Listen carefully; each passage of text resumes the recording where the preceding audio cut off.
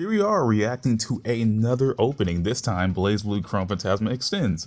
Now Chronophantasma Extend is a very Sakuga opening, so it's going to be really hard to try to get into some scenes, but we're gonna try to do it the best I can, because this is a really good opening. It's a really well animated opening.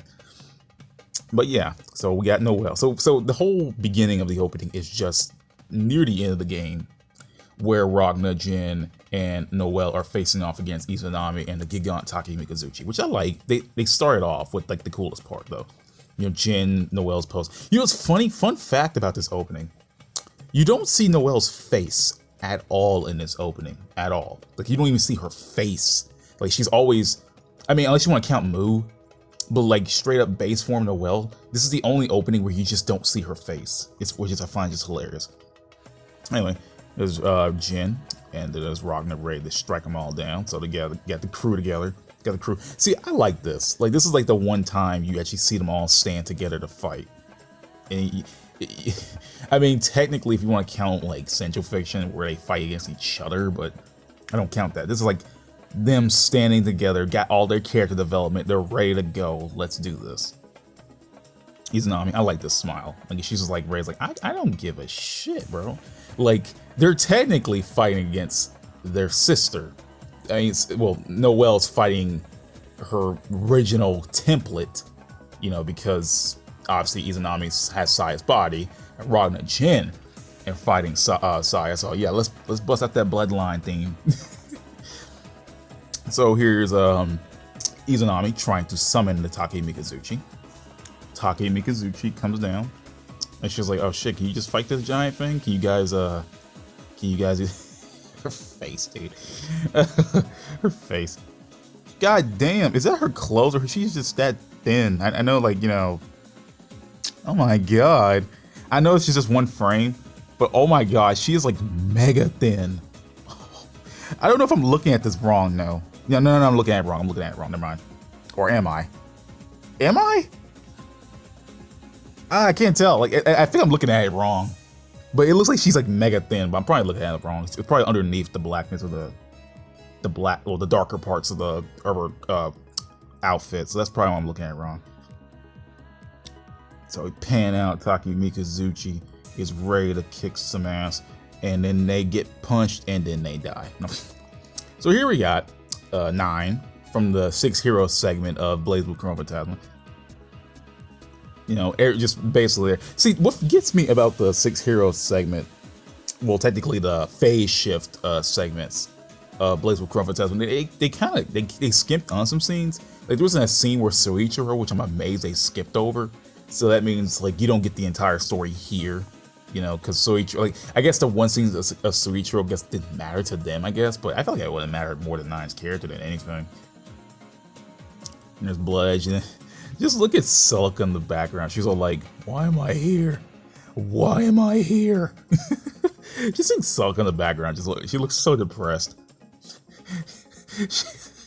I get it's an intense situation, but this is like the most depressed looking Celica ever. Like, look at her face, dude. Like, she doesn't even want to be here. And then we got Ragnar getting, taking Blood Edge in this case, being taken back to the Alucard Manor, meeting Rachel and Clavis and young Valkenheim. Well, not young Valkenheim, but young enough Valkenheim, Dark War era Valkenheim, and young Rachel. See, here's what gets me. Like, Rachel's already young, and like she looks way younger than she did 100 years ago. Like, I know vampires can age, and well, they're not. Whatever. I'm not gonna get started. Anyway, they're traveling to Japan on the ship. Yay. Lychee meeting Roy, and then the scene cuts to them fighting years later. Jiggle, and then they're both jiggling. Fighting out in them streets. This is a nice looking scene though. Like Lychee and Arcune fighting in the lights though. This is like the best scene they've ever fought in. See, I like this. It actually goes through most of the story. Like here, I kind of like that. I mean, well, it doesn't go through the story in order, but it goes like through like some of the parts. Like, hey, look, there's Bang, you know, in the Waisumi Castle where Jin fought back Tenjo. It's kind of cool. Poor Bang, got the scar on his face. Poor Bang, but hey, it looks cool. Kokonoe working on Tager. It's like there's nothing for them to do, so like Kokonoe just has like Tager get outfitted. I mean, she did that in Chronophantasma, getting Tager outfitted, but like I wasn't expecting like it be important enough to put in the opening. And anyway, here's Ragna handing back the jacket to Celica. So yeah, there's the jacket, the time displaced, time loopy, wacky jacket. Should have handed the sword too. Should have showed the sword too. It's like, how the hell is Ragna getting that in the current day? We don't know. It's a paradox now. Great. It's a goddamn paradox. Anyway, Carl and Relius. It's like this is like what they did the same scene in Central Facial where like they did this. They just put Carl and Relius near the grave maker of stage. They don't know what to do with Carl or Relius, so they just keep putting them back in the same stage to meet each other. Like every time's like, how the hell we keep ending up here? Alright, Amane and his troop. Honestly, I feel like we should have got more out of Amane's troop. I wonder if, and I know Amane's troop is made out of like war orphans and everything, but like I wonder if they're like superhuman like him, you know? Like there's some kind of immortal, like odd beings like Amane. Because we don't know what the hell Amane is, let alone his troops. I don't know. Okay, this is where they meet up. The quote-unquote 6 heroes meeting. We're still missing like characters like 9. Obviously, Trinity is crying through Platinum, which is so weird. Like, we know Platinum is crying, but it's Trinity through Platinum that's crying. And you think like, what the hell's Trinity has something to do with Platinum? It's like, you know, but it's not that. It's not that case. Then she showed a scene of Lambda dying, which is hilarious to me because like it's not hilarious that she's dying. It's just the fact they put it in the opening where it has nothing to do with the game, but technically it kind of does since Lambda is playable in this game. They had to put something for her here, and it had to be her death scene. But look at her though. I mean, it's wholesome, but it's sad. Okay, Kid Ragna, Jin, and Saya with Mother Celica, Mama Celica. And then Ragna getting ready to fight back. Let's go, bruh. So here's one of my favorite scenes. Here's one of my favorite scenes. Ragna. Just look at Ragna and Hazama, man. Like this. Like they're doing this shit, right? They're just fighting. Ragna felled a whole scale of a building just to cut down Hazama, which is it's something like something he would do, but on a grand scale. But we get Sakuga, so that's great. Oh, yeah, I love this part. Yeah, let's go. Sucks. Like, yeah, let's go. Let's get Makoto up in there. Let's go. Let's get her ass. Like, let's just look. I love this part. She just freaking uppercuts Tsubaki.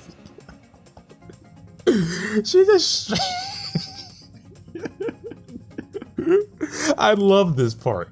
Because she just straight up uppercut. Like, I can only imagine what it feels like to get hit by one of freaking Makoto's tonfas. That shit looks like it hurts bad. And like, freaking Tsubaki took that to the face. Shit, dude.